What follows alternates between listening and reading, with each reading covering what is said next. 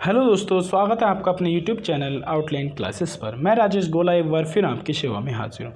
तो दोस्तों, आज जो कि लेखपाल के हमारे प्रैक्टिस सेट चल रहे थे, लेखपाल का प्रैक्टिस सेट चल रहा था जिसमें कि हम 25 क्वेश्चन ला रहे थे। सेम जो पैटर्न है हमारा लेखपाल का, उसी के आधार पर हम ला रहे थे 25 क्वेश्चन डेली के।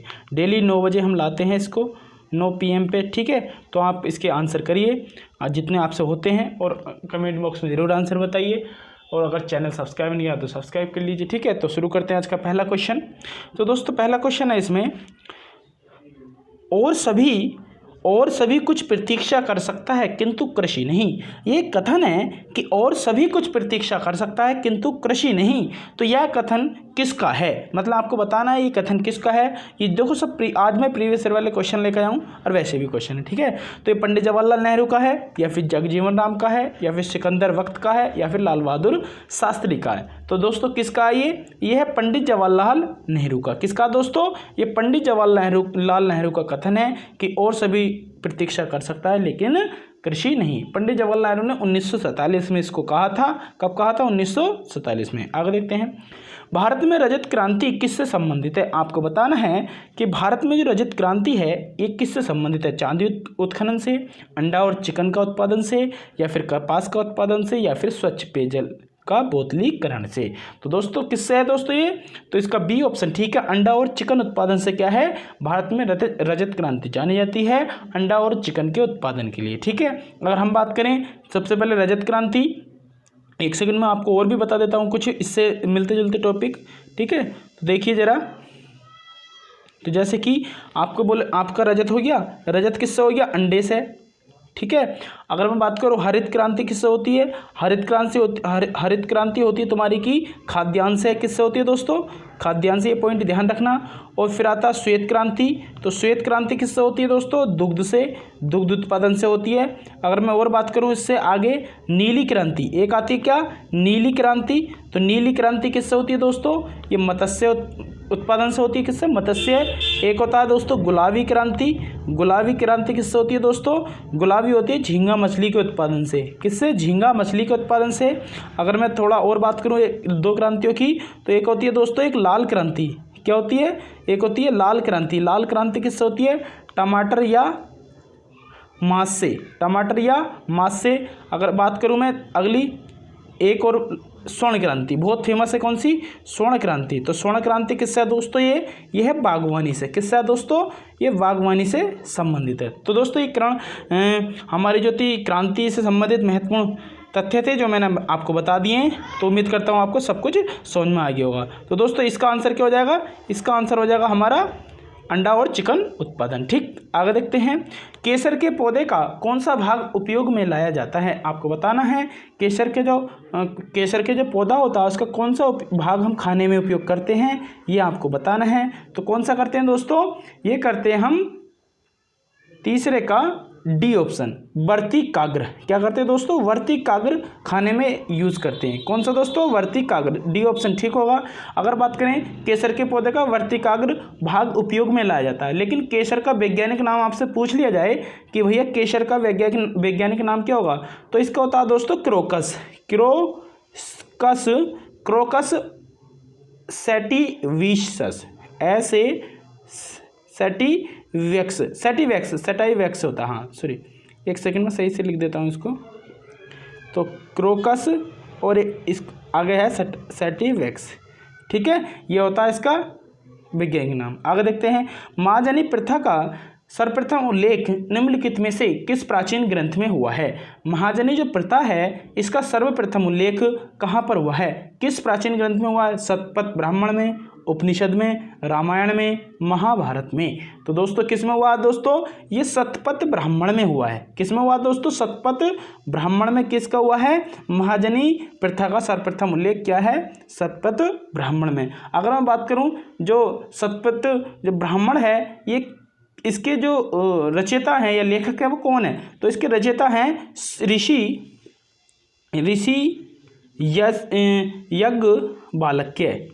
याज्ञवल्क्य, ठीक है। ऋषि याज्ञवल्क्य।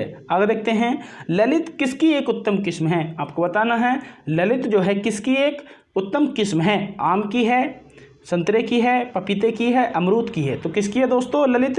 ये है 5 का ए ऑप्शन, सॉरी 5 का डी ऑप्शन, अमरूद की। दोस्तों जो अमरूद होता है इसकी एक किस्म है ललित।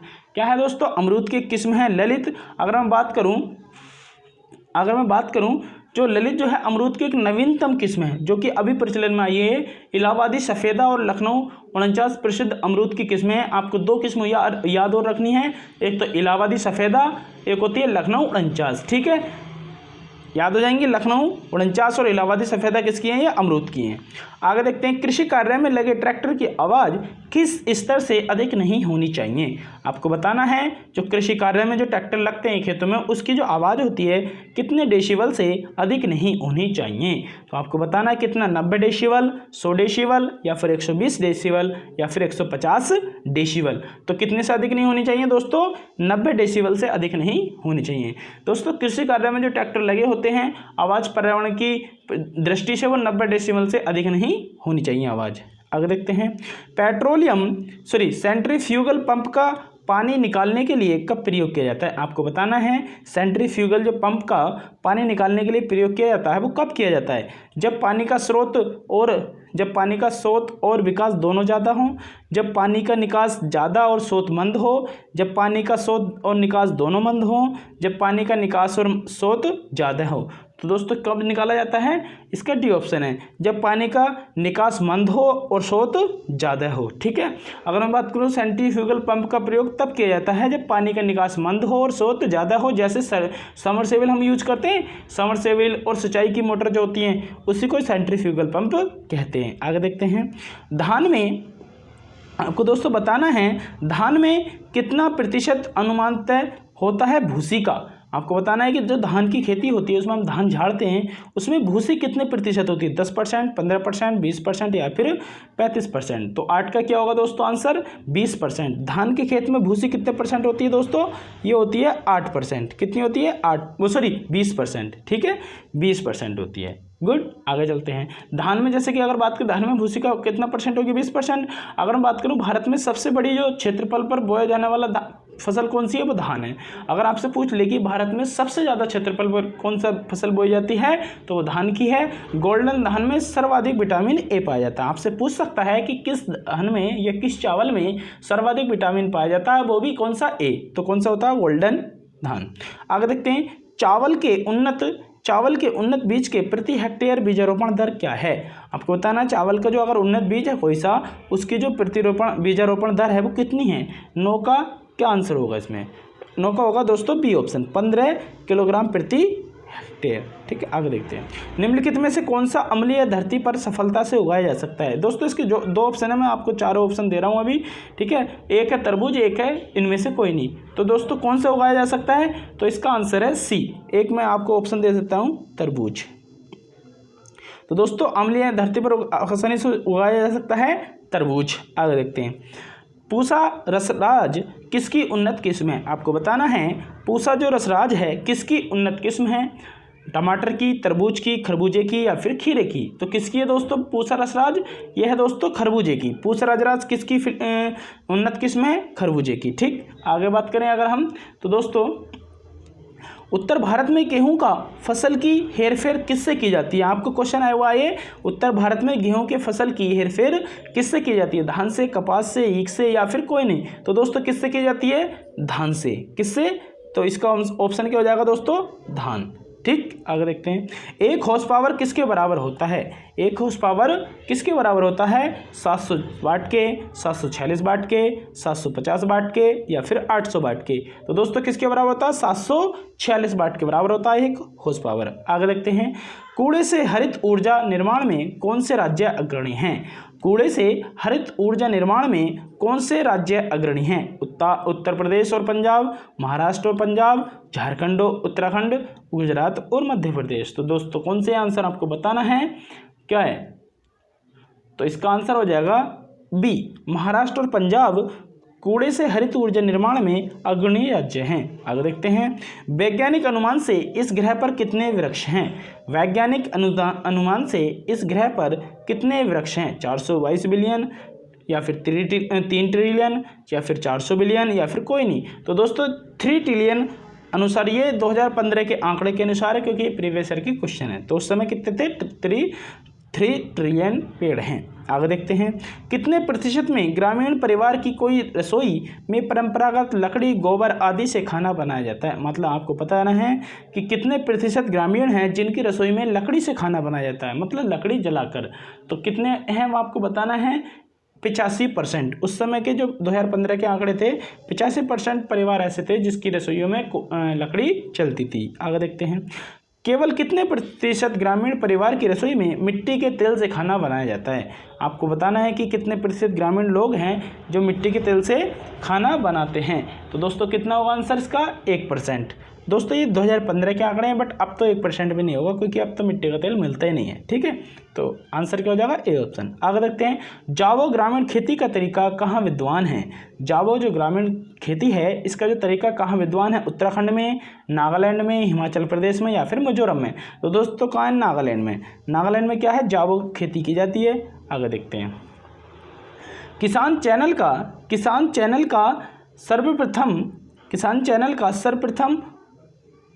किसान चैनल का प्रधानमंत्री द्वारा कब उद्घाटन किया गया था। दोस्तों इसके 2 ऑप्शन है, मैं आपको अभी 2 ऑप्शन और दे देता हूँ। एक है 26 मई 2015। सी ऑप्शन क्या है इसका? 26 मई 2015। ठीक है, तो इसका आंसर क्या हो जाएगा? 26 मई 2015 को किया गया था। ठीक है, जो भी खेती से संबंधित जानकारी है उनके लिए। आगे देखते हैं, निम्नलिखित में से कौन से 2 जुताई के प्राथमिक उपकरण हैं।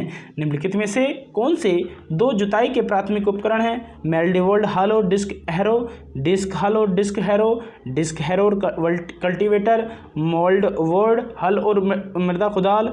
तो क्या होगा दोस्तों इसका? 20 का सी ऑप्शन होगा। क्या होगा दोस्तों? 20 का डी ऑप्शन, मोल्ड वोर्ड और मृदा खुदाल। क्या? मोल्ड वोर्ड हल और मृदा खुदाल। ठीक है, आगे देखते हैं, सिंचाई में जल प्रयोग की कुशल मितव्यता के अनुसार कौन सी प्रणाली श्रेष्ठकर है। दोस्तों आपको बताना है कौन सी प्रणाली ऐसी है जो सबसे अच्छी है। स्प्रिंकलर प्रणाली, ड्रिप प्रणाली या फिर फरो प्रणाली या फिर चेक बेसिन प्रणाली। तो दोस्तों क्या है दोस्तों इसका? 21 को जाएगा वी ऑप्शन। ड्रिप प्रणाली सबसे अच्छी है, जिसको सबसे ज़्यादा किसने शुरू किया था? ये दोस्तों इजराइल ने इसकी शुरुआत की थी, खोज की थी किसकी? ड्रिप प्रणाली की। किसने? इजराइल ने। ठीक है, आगे देखते हैं, मिट्टी का कटाव सर्वाधिक किस प्रकार की मिट्टी में होता है। अगर मैं बात करूं मिट्टी का अपरदन किस में होता है, तो दोस्तों बलुई मिट्टी में होता है। किस में होता है दोस्तों? बलुई मिट्टी में होता है सबसे ज़्यादा कटाव, क्योंकि बलुई मिट्टी पौधों की जड़ों को बांध नहीं पाती, इसलिए सबसे ज़्यादा कटाव होता है। भारत में कुल सिंचित क्षेत्र है, आपको बताना है भारत में कुल कितने सिंचित क्षेत्र हैं? 45%, 50%, 55% या फिर 60%। तो कितने हैं दोस्तों इसमें? आपको बताना है 23 का कौन सा आंसर होगा? C option. 55% भारत में कुल सिंचित क्षेत्र हैं। ठीक है, अगर मैं बात करूं भारत में जो कुआं व नलकूप द्वारा सिंचित क्षेत्र कितने हैं? 55.9%। भारत में नहर द्वारा जो सिंचित क्षेत्र है 31.4%।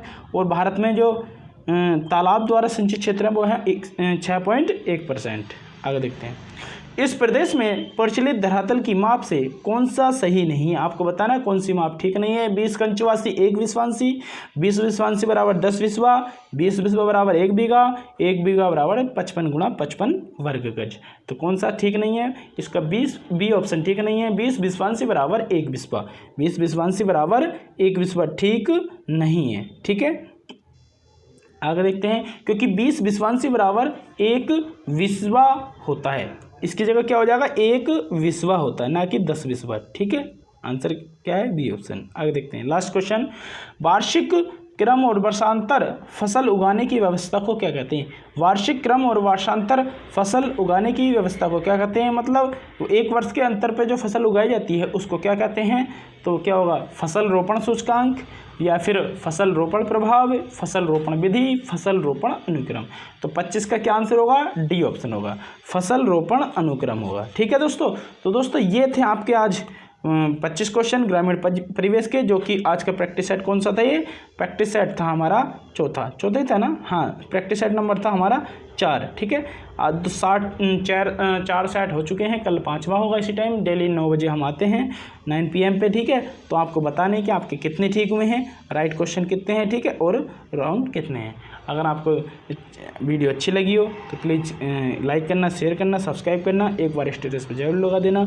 और एक मेरा चैनल है आउटलाइन क्लासेस टेलीग्राम, उस पर मैं इसकी PDF वगैरह डालता रहता हूँ, जो भी स्टडी मटेरियल होता है, तो उसे आप ज्वाइन कर सकते हैं, आउटलाइन क्लासेस, ठीक है। आज के लिए इतना ही। जय हिंद, जय भारत।